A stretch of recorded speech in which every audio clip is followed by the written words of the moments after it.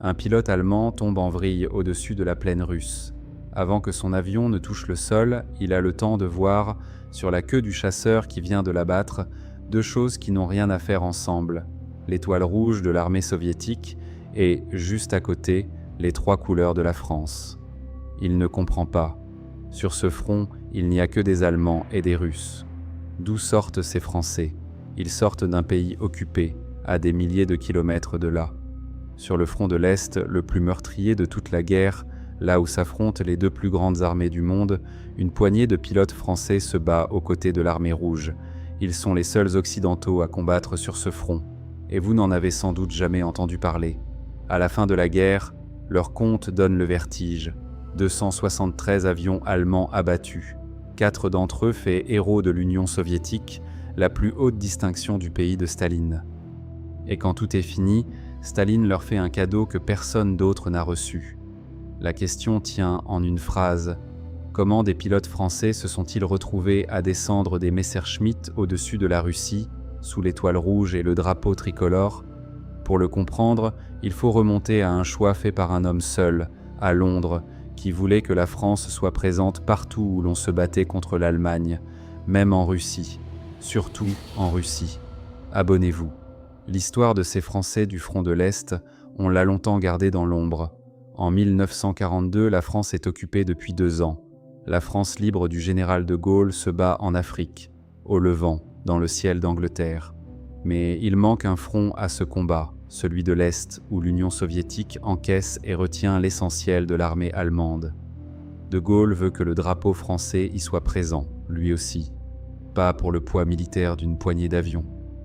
Pour le symbole, la France se bat sur tous les fronts, y compris celui-là. À l'automne 1942, c'est là, à l'Est, que se joue le sort de la guerre. Autour de Stalingrad, 2 armées gigantesques s'entretuent. La plus grande part des forces allemandes est prise à l'Est, loin d'un Ouest encore endormi. C'est sur ce front-là, le vrai, le plus terrible, que De Gaulle veut planter un drapeau français. Le calcul n'est pas seulement militaire. La France libre doit exister aux yeux du monde, et surtout aux yeux des grands alliés. Être présent sur le front de l'Est, aux côtés d'une Union soviétique qui saigne face à l'Allemagne, c'est dire à Moscou, à Londres et à Washington que la France compte encore, qu'elle se bat, qu'elle aura sa place à la table des vainqueurs. Une escadrille de chasse, sur ce front, pèse plus lourd en symbole qu'en nombre d'avions. Un accord est passé avec Moscou. La France libre enverra une unité de chasse combattre au sein de l'aviation soviétique. On l'appelle Normandie, du nom d'une province française occupée par l'ennemi. Quelques dizaines de pilotes et de mécaniciens sont réunis, passent par le Moyen-Orient et gagnent l'Union soviétique à la fin de 1942. Le voyage lui-même est une aventure. On rassemble les volontaires au Levant, puis on les fait passer par l'Irak, par l'Iran, avant de les acheminer vers l'intérieur de l'Union soviétique. Ils arrivent dans un pays en guerre totale, épuisé, méfiant, où l'on n'a pas l'habitude de voir des Occidentaux en uniforme demander à se battre. On les installe sur une base d'entraînement, loin du front, pour les préparer à ce qui les attend. Ce sont des hommes de tous horizons, des pilotes évadés de France, des vétérans de la campagne de 40, des aventuriers, des idéalistes. Ce qui les rassemble, c'est le refus de la défaite et l'envie de se battre, peu importe où. On leur propose le front le plus dur de la guerre. Ils acceptent. En Russie, tout est nouveau. Le froid d'abord, un froid que les Français n'ont jamais connu, qui fige l'huile des moteurs et gèle la peau. La langue, ensuite, qu'il faut apprendre par bribes pour parler aux camarades soviétiques. Et surtout, les avions. On leur confie des chasseurs soviétiques, les Yak, des appareils légers, rapides, nerveux, très différents de ce qu'ils connaissaient. Il faut réapprendre à voler. Le Yak n'est pas un avion anglais, ni américain. Il pardonne peu, il va vite, il tourne serré. Les pilotes français l'apprivoisent pendant l'hiver, pendant que les mécaniciens soviétiques prennent en main leurs machines. Entre ces Français et ces Russes, dans le froid, autour des mêmes avions, se noue quelque chose que la guerre défait rarement, une camaraderie réelle. Le choix de l'avion, d'ailleurs, les rapproche encore. Le Yak est simple, robuste, fait pour le froid et la boue du front de l'Est, redoutable à basse altitude, là où se livrent la plupart des combats de Russie. Les Français voleront sur le même chasseur que leurs camarades soviétiques et se battront dans les mêmes conditions qu'eux. Ils ne sont pas des visiteurs de passage avec leur propre matériel. Ils sont dans l'aviation soviétique, avec ses avions et ses règles. Ce lien passe surtout par les hommes du sol. Ce sont des mécaniciens soviétiques qui entretiennent les avions français, qui les réparent la nuit dans le froid, qui les rendent prêts au matin. Entre les pilotes venus de France et ces techniciens russes se crée une confiance simple. Les uns remettent leur vie entre les mains des autres à chaque décollage. Cette fraternité franco-soviétique, née dans la neige, est l'une des choses que les deux pays garderont de cette histoire. Il faut du temps pour préparer tout cela. Pendant des semaines, loin du front, les Français s'entraînent, prennent leur marque, se familiarisent avec un pays et une armée qui ne ressemblent à rien de ce qu'ils connaissent. Puis vient le moment de monter en ligne. Ils partent vers l'ouest de leur base, vers le fracas, avec le sentiment d'être une poignée d'hommes lâchés dans une guerre à l'échelle d'un continent. Car c'est bien de cela qu'il s'agit. Sur les autres fronts, la France libre se bat au sein d'armées alliées, occidentales, familières. Ici, elle est seule de son espèce. Aucun autre pays de l'Ouest n'a envoyé d'unités combattantes se battre sur le front de l'Est. Ces quelques dizaines de Français sont, littéralement, les seuls occidentaux à faire la guerre au sein de l'armée rouge. Ils ne représentent qu'eux-mêmes, et pourtant, sur leur avion, c'est la France entière qui est écrite. Abonnez-vous à la chaîne. Ce qui suit, c'est jouer dans le ciel le plus disputé de toute la guerre. Au printemps de 1943, les Français entrent dans la bataille, et ils découvrent ce qu'est vraiment le front de l'Est. Le ciel de Russie n'a rien à voir avec les autres théâtres. On y aligne des milliers d'avions. Les combats mettent aux prises des dizaines d'appareils à la fois. La chasse allemande y est nombreuse, aguerrie, mortelle. Pour un pilote, c'est l'endroit le plus dangereux où l'on puisse voler. Sur ce front, on ne fait pas de la chasse comme ailleurs. Les combats se déroulent souvent bas, au ras des colonnes de chars et d'infanterie, dans la poussière et la fumée des batailles terrestres. Les distances sont énormes, les repères rares, la météo brutale. Un pilote qui saute en parachute au mauvais endroit, loin des lignes, disparaît. Les Français apprennent tout cela en quelques semaines, et ceux qui survivent aux premiers mois deviennent des vétérans d'un genre que peu d'aviateurs occidentaux connaîtront jamais. Une mission ressemble à la suivante, et pourtant chacune peut être la dernière. On décolle d'un terrain sommaire, on grimpe, on cherche l'ennemi dans un ciel immense. Puis, en quelques secondes, tout se déclenche. Des dizaines d'avions qui tournent, plongent, se tirent dessus, des traînées de fumée, des parachutes, des carcasses en flammes qui tombent vers la plaine. Le combat dure quelques minutes. Ceux qui en sortent recommencent le lendemain. Semaine après semaine, le tableau de chasse du régiment grossit. Ce qui n'était au départ qu'un geste politique, une escadrille symbole, devient une véritable machine de guerre.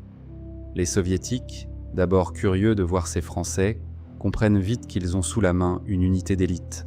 On la place là où ça chauffe, on lui confie les missions dures, on cite ses victoires dans les communiqués. Le symbole s'est mué en force réelle. Les Français y font leurs preuves vite. Ils abattent, ils sont abattus, ils recommencent. Chaque mission est une loterie où la compétence ne suffit pas toujours. Certains tombent dès les premières semaines, d'autres montent en flèche et deviennent des as, avec des tableaux de chasse qui s'allongent de semaine en semaine. L'été 1943, le régiment se bat dans le secteur d'Orel au moment où se joue, tout près, la plus grande bataille de chars de l'histoire. Dans ce ciel saturé, les pilotes français multiplient les victoires. Des noms commencent à circuler des deux côtés du front. Marcel Albert, Roland de la Poipe, des hommes qui, en quelques mois, sont devenus parmi les meilleurs chasseurs du front de l'Est. Marcel Albert deviendra le plus grand as du régiment, l'un des meilleurs chasseurs français de toute la guerre. Autour de lui, d'autres montent, de la Poipe, André, Lefebvre, des noms que les soviétiques citeront avec respect. Ce ne sont pas des surhommes. Ce sont des pilotes qui, jour après jour, décollent dans le ciel le plus dangereux du monde et rentrent, jusqu'au jour où certains ne rentrent plus. Le prix est terrible. Sur les 99 pilotes qui écriront l'histoire du régiment, 42 ne rentreront pas. Presque 1 sur 2. Ils tombent dans les combats, dans les accidents, dans l'immensité russe, où un pilote abattu loin des lignes n'a guère de chance. Ce n'est pas une unité qui joue les figurants, c'est une unité qui paie, au prix fort, chacune de ses victoires. Derrière ce chiffre de 42, il y a des visages, des jeunes gens partis de France pour se battre à l'autre bout de l'Europe, tombés dans un pays dont ils ne parlaient pas la langue, enterrés loin de chez eux, dans la terre russe. Marcel Lefebvre, l'un des meilleurs, décoré héros de l'Union soviétique, alors qu'il avait déjà succombé à ses blessures, en est le symbole. On meurt aussi dans le Normandie-Niemen et l'on y meurt loin de tout. Ce que les Allemands en pensent, on peut le deviner. Rencontrer des Français dans ce ciel, là où ils n'attendaient que des Soviétiques, les prend au dépourvu. Peu à peu, la chasse allemande apprend à connaître ses adversaires au drapeau tricolore et à les craindre comme les autres. Sur le front de l'Est, être français ne fait pas de vous une proie facile. Au contraire, il y a quelque chose de dérangeant pour un pilote de la Luftwaffe à être abattu par un Français au-dessus de la Russie. On s'attendait à l'armée rouge, à ses avions par milliers, à ses pilotes formés à la chaîne. On ne s'attendait pas à croiser dans cette masse une petite unité venue d'un pays vaincu 2 ans plus tôt et qui se révèle parmi les plus dangereuses du secteur. Le Normandie devient un nom qu'on se transmet, côté allemand, avec une prudence nouvelle. Du côté soviétique, l'estime monte vite. Les Russes, qui ne distribuent pas leur respect à la légère, voient ces étrangers se battre et mourir avec eux, dans le même froid, sous les mêmes balles. Les pilotes français ne sont pas des invités, ils sont des camarades d'armes, décorés comme tels, pleurés comme tels. Le froid, justement, est un adversaire de plus. L'hiver russe fige les moteurs, gerce les mains, transforme chaque décollage en épreuve. Des hommes venus d'un pays tempéré doivent apprendre à vivre et à combattre dans des températures qu'ils n'avaient jamais connues. Ce n'est pas seulement l'ennemi qu'ils affrontent, c'est un climat, une distance, une manière de faire la guerre entièrement nouvelle pour eux. Qu'ils s'y soient adaptés et qu'ils y aient excellé, en dit long sur ce qu'étaient ces hommes. En 1944, l'armée rouge passe à l'offensive et repousse les Allemands vers l'ouest. Le régiment suit le mouvement, de bataille en bataille. À l'été, les combats se livrent au-dessus du fleuve Niemen, à la frontière de la Lituanie et de la Prusse orientale. Les Français y jouent un rôle marqué, couvrant l'avance des troupes au sol. L'année 44 est celle où le régiment donne toute sa mesure. Les combats s'enchaînent, les victoires s'accumulent, l'unité devient une pièce reconnue du dispositif aérien soviétique. Elle ne se contente plus de participer, elle compte. Sur ce front où tout se joue en masse, une petite formation étrangère a réussi à se rendre indispensable par sa seule valeur au combat. Ce qui se passe ensuite est rare. Le 28 novembre 1944, en reconnaissance de sa conduite dans ces combats, le régiment reçoit un nom nouveau, attribué par Staline lui-même, Niemen. Désormais, l'unité s'appelle Normandie-Niemen, une province française et un fleuve russe dans le même nom. C'est toute l'histoire de ces hommes résumée en 2 mots. Le premier nom, Normandie, disait déjà beaucoup. Ces hommes avaient choisi d'appeler leur unité du nom d'une province française alors sous la botte allemande, comme pour emporter avec eux, jusqu'en Russie, un morceau du pays occupé. Le second, Niemen, ce fleuve où ils s'étaient abattus, y ajoutait la terre qui les avait accueillis. Peu d'unités au monde portent dans leur nom 2 pays à la fois, aux 2 bouts d'un même combat. Abonnez-vous pour les autres opérations qui ont fait l'histoire des forces françaises. Les meilleurs d'entre eux entrent dans une catégorie à part. 4 pilotes du régiment reçoivent le titre de héros de l'Union soviétique, la plus haute distinction du pays.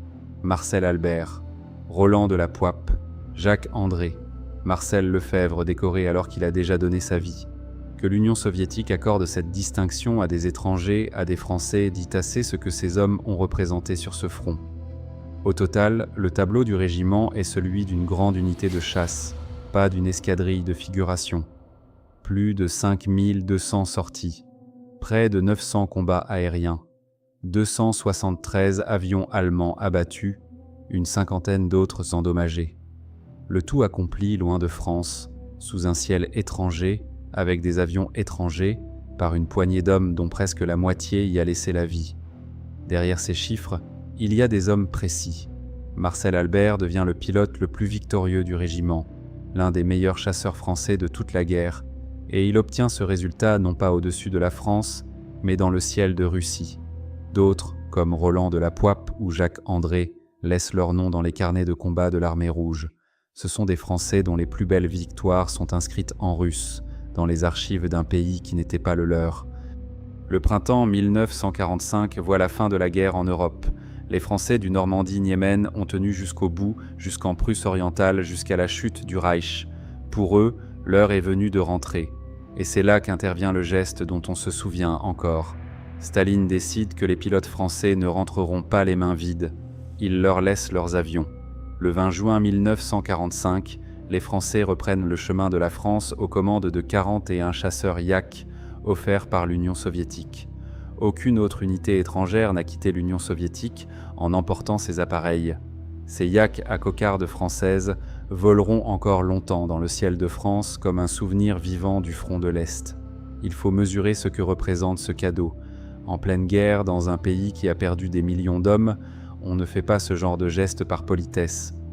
Staline salue à sa manière une unité qui s'est battue et qui est morte aux côtés de son armée. Les Yak rendus aux Français sont une décoration de plus, la plus lourde peut-être, accordée non à un homme, mais à un régiment tout entier. L'avion qu'il ramène, le Yak 3, est l'un des meilleurs chasseurs de la fin de la guerre, léger et redoutable à basse altitude. Le recevoir en cadeau, c'est recevoir ce que l'aviation soviétique a de mieux. Longtemps, ces Yak français resteront comme un objet unique, des chasseurs soviétiques, aux couleurs de la France, posés sur des terrains français, témoins d'une guerre menée là où personne n'imaginait voir flotter le drapeau tricolore. Quand ces 41 avions se posent sur le sol français, à l'été 1945, ils ramènent des vétérans d'une guerre que la plupart de leurs compatriotes n'ont pas vue. Ces hommes ont combattu pendant que la France était occupée, puis libérée par d'autres fronts. Ils reviennent avec des décorations russes sur la poitrine et des avions russes sous les ailes, porteurs d'une histoire si singulière qu'elle a du mal à trouver sa place dans le récit national. Quand ces avions se posent en France, ils ramènent une histoire que peu de gens, même aujourd'hui, connaissent en entier. Celle de pilotes français partis se battre au bout de l'Europe sous un drapeau qui n'était pas le seul sur leur avion, contre l'ennemi qui occupait leur pays. Ils n'ont pas défendu un pont ni une ville. Ils ont défendu l'idée que la France se battait partout, y compris là où personne ne l'attendait. On retient de la Seconde Guerre mondiale les grandes plages, les grandes offensives, les grands noms. On oublie souvent qu'au-dessus des plaines russes, dans le ciel le plus meurtrier de la guerre, des Français ont abattu 273 avions allemands et payé cela de 42 des leurs. Le front de l'Est ne les a pas oubliés.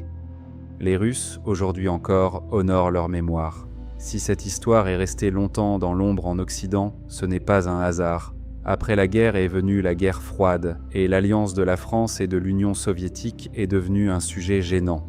Une unité française couverte de décorations soviétiques, des pilotes faits héros de l'Union soviétique, des Yak à cocarde tricolore. Tout cela cadrait mal avec le nouveau partage du monde. On a préféré parler d'autres fronts. Le régiment, lui, a continué d'exister, discret, fidèle à sa double mémoire. Le nom de Normandie-Niemen n'a jamais disparu. Il est resté dans l'armée de l'air française comme celui d'une unité de chasse, portée de génération en génération. Derrière ce nom, il y a toujours le souvenir de ces pilotes qui, au plus noir de la guerre, sont allés se battre là où l'on ne les attendait pas, et qui en sont revenus couverts d'un honneur venu de l'Est. Aujourd'hui encore, à Moscou comme en France, des cérémonies rappellent leur mémoire. Des plaques, des monuments, des noms de rues portent celui du régiment des deux côtés de l'Europe.